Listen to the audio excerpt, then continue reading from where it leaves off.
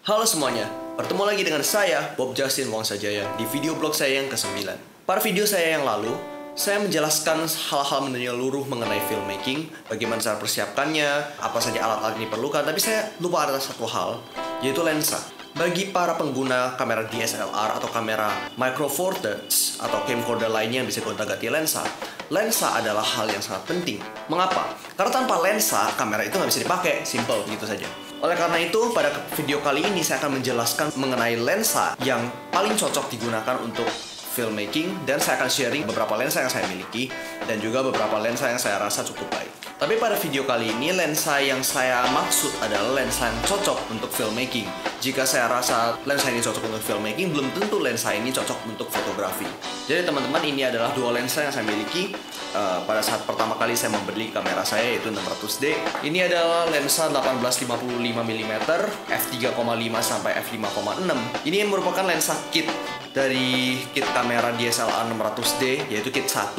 Lensa ini merupakan lensa yang paling standar, bisa dibilang lensa yang paling standar untuk lensa ukuran lensa zoom, dan lensa yang paling murah untuk lensa zoom. Focal length-nya dari 18mm sampai 55mm, yaitu dari wide angle, ya tidak wide banget juga, sampai dengan 55mm, yaitu medium tele yang tidak sangat ngezoom tapi masih cukup sering digunakan untuk para fotografer atau filmmaker sekalipun. Dan pada saat yang sama saya tertarik dengan lensa ini, yaitu lensa 50mm f1,8 yang sering kita sebut dengan lensa bokeh atau dengan nama lensa Nifty 50. Kenapa namanya Nifty 50? Karena ya lensa ini sangat murah, merupakan lensa paling murah di antara semua lensa Canon, dan juga lensa ini mempunyai bukaan yang cukup besar, yaitu 1,8. Ya, dengan 1,8 ini kita bisa mengundang cahaya yang lebih banyak untuk bisa masuk ke dalam lensa ini dan masuk ke sensor kamera. Dan kenapa namanya juga disebut dengan lensa bokeh? Apa itu bokeh? Bokeh itu kalau misal kita lagi foto atau lagi video dan kita membuka aperture-nya sampai dengan paling besar seperti 1,8 atau 1,4 bahkan 1,2, kita akan mendapatkan foto di mana subjeknya terfokus dan background-nya yang sangat tidak fokus, hingga cahaya-cahaya yang ada di background menjadi bulatan-bulatan. Itu merupakan salah satu efek yang paling sering digunakan di fotografi ataupun filmmaking sekalipun, karena itu dapat menambah kualitas foto atau video kita jadi menjadi lebih bagus, walaupun itu subjektif ya sebenarnya. Jadi lensa apa yang paling cocok untuk yang belum memiliki kamera, yang belum memiliki lensa? Lensa mana yang paling cocok?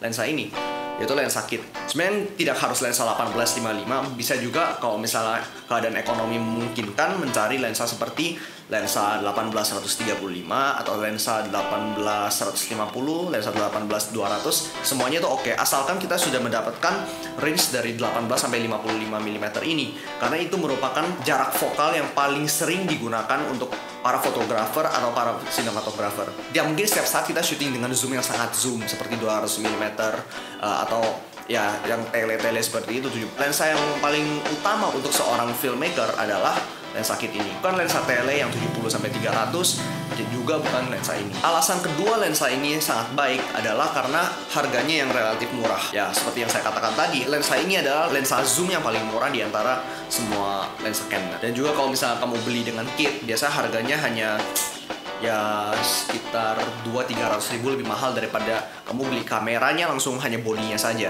Jadi beli lensa bodinya saja dibandingkan dengan beli lensa body dengan kit ini, harganya hanya beda sekitar 200-300 ribu. Walaupun untuk filmmaking yang paling dasar ataupun fotografi yang paling dasar lensa ini sudah sebenarnya cukup, tetapi masih ada satu hal yang kurang. Aperture-nya hanya 3,5 sampai 5,6. Maksudnya 3,5 sampai 5,6 adalah kalau kamu zoomnya paling kecil, yaitu paling wide, paling luas, yaitu 18mm, kamu mendapatkan f3,5. Dan jika kamu zoom sampai ke paling tele, yaitu 55mm, kamu mendapatkan f-nya hanya f5,6.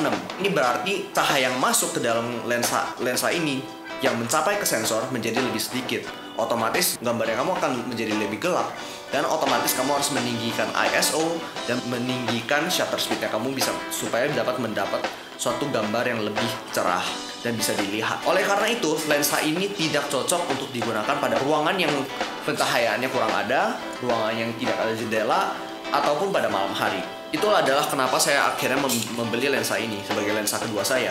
Ini adalah lensa 50mm yang saya sebut tadi. Ya, yang seperti yang saya katakan tadi, f-nya lensa ini adalah 1,8. Yang berarti cahaya yang bisa masuk ke dalam lensa ini lebih besar daripada lensa kit ini. Lensa ini adalah lensa focal length, atau yang sering kita sebut dengan lensa prime, yaitu kita nggak bisa zoom.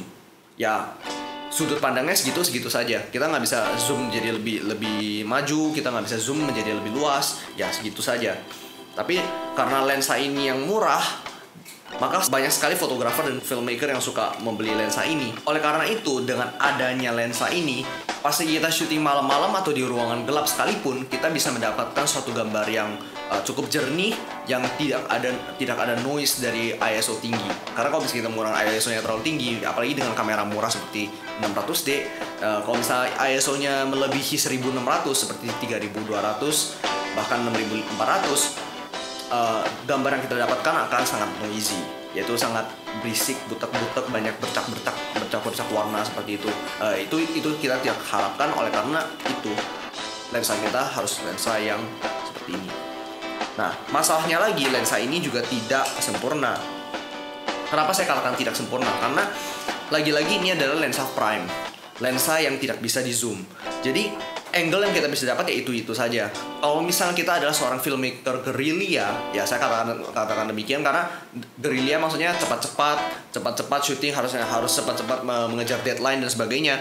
Kita nggak bisa menggunakan lensa ini terus. Karena kalau misalnya kita mau mengambil satu shot yang wide, misalnya kita mau ambil dari ujung kepala sampai ujung kaki, ya kita harus bergerak menjauhi subjek tersebut supaya bisa mendapatkan gambar dari atas sampai bawah. Itu sangat memakan waktu. Oleh karena itu, lensa ini tidak bisa secara menyeluruh menggantikan fungsi daripada suatu lensa kit. Dan ada satu hal lagi yang sangat bothering pada saya adalah lensa ini terlalu ringan dan tidak ada image stabilization. Lensa kit ini ada IS-nya.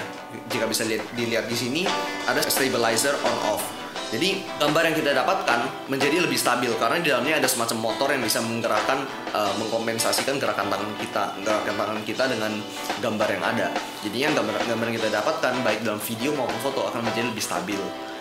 Lensa ini tidak ada, apalagi lensa ini zoomnya kan 50mm, berarti setara dengan lensa ini yang hampir zoom in sepenuhnya.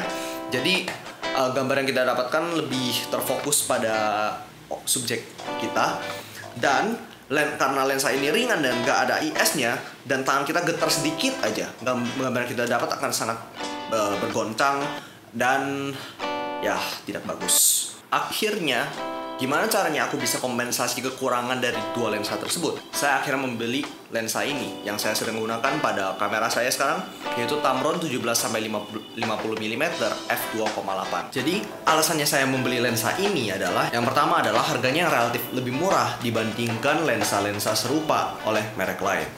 Bisa dibandingin sama Sigma 17-50mm juga dengan Canon 17-55mm. Harganya lebih mahal daripada lensa yang ini. Alasan saya yang kedua adalah itu zoomnya, yaitu dari 17-50mm hampir sama dengan ini, yaitu 18-55mm.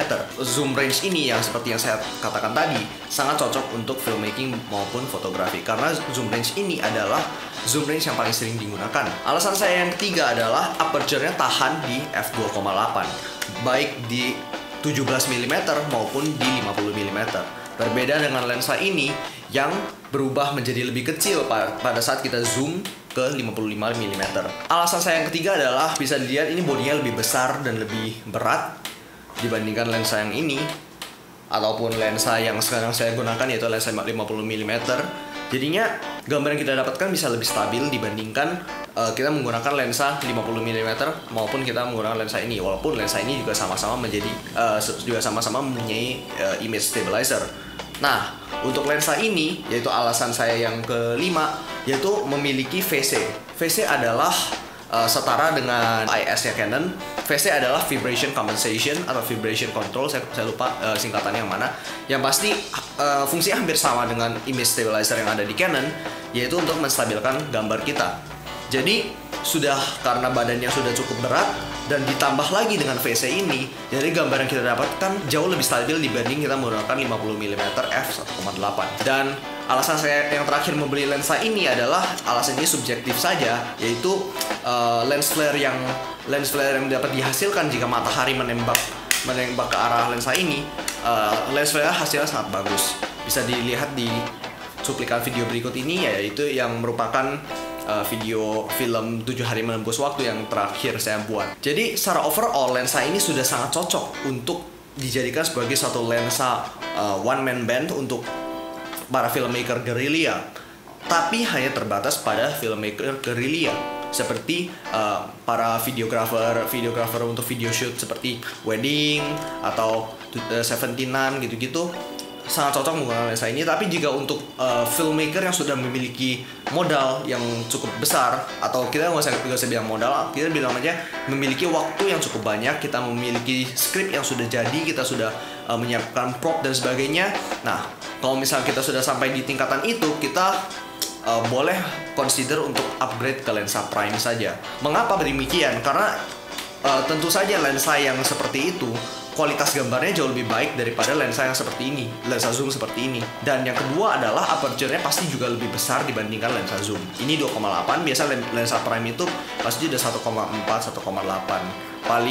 Paling banter juga 2,8, tapi itu sudah sangat jarang lah. Kebanyakan lensa-lensa itu udah 1,8. Dan ada satu hal lagi yang sangat membuat saya berbahagia adalah pada saat saya syuting film saya yang lalu, yaitu 7 hari menembus waktu, lensa Tamron saya ini jatuh, filternya rusak, pecah, habis itu zoomnya nggak bisa berjalan, fokusnya juga nggak bisa berjalan, dan literally lensa ini nggak bisa dipakai lagi. Nah, saya langsung mengirimkan kepada Anafoto, walaupun saya udah nggak dapat garansi karena rusaknya karena jatuh, tapi pekerjaan mereka sangat cepat. Hanya sekitar 2-3 hari saya kirim ke sana, langsung sudah mengabarkan kepada saya lensanya sudah jadi, silakan transfer uangnya dan lensanya bisa dikirim kembali. Saya transfer uangnya dan besoknya lensanya sudah balik di tangan saya.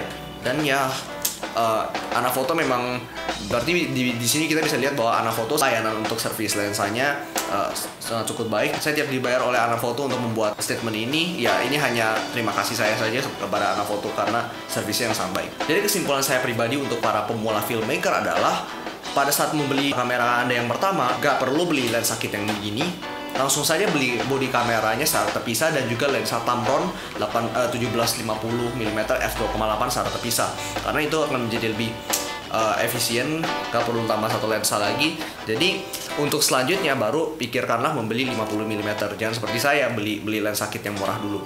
Jadi tapi kalau misalnya nggak mau pakai lensa kit yang Tamron ini yang saya sebut, pakai lensa kit ini juga nggak apa-apa, karena sebenarnya lensa kit apapun sebenarnya sudah cukup untuk bisa membuat suatu film, hanya ya masalah keversatilannya aja. Tapi untuk pendapat saya pribadi, lensa ini sudah sangat baik. Jadi sekian saja yang saya akan sharingkan pada video kali ini, dan pada hari-hari yang akan datang juga saya akan mengupload video-video yang lebih baru lagi, video yang lebih lengkap lagi mengenai filmmaking, ya supaya kalian dan saya juga bisa belajar bersama-sama. Dan sekarang Project Empoem sudah mempunyai halaman Facebook, blog, sama Instagram sendiri. Jadi bagi kalian yang ingin mensupport kami, boleh silakan di like Facebooknya, boleh juga silakan di follow Instagramnya, juga boleh dilihat blog-blognya. Dan asal tahu aja, blog kita yang paling pertama adalah mengenai mencari inspirasi untuk bisa membuat film kita yang pertama. Jadi bagi yang penasaran mengenai isi blognya, boleh silahkan diklik dan dibaca. Semoga bermanfaat. Sekian saja informasi yang saya bagikan pada hari ini. Happy filming. We'll see you next time.